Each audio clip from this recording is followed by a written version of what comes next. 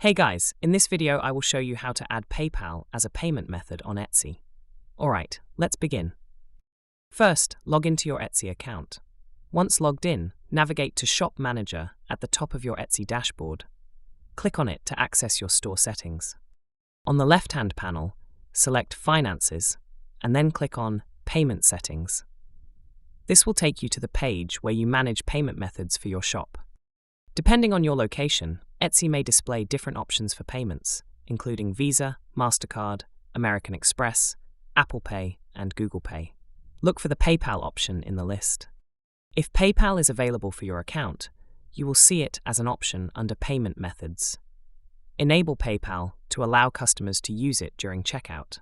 Now, when a buyer visits your shop and selects an item to purchase, they will be taken to the checkout page. If PayPal has been set up correctly, it will appear as one of the payment options.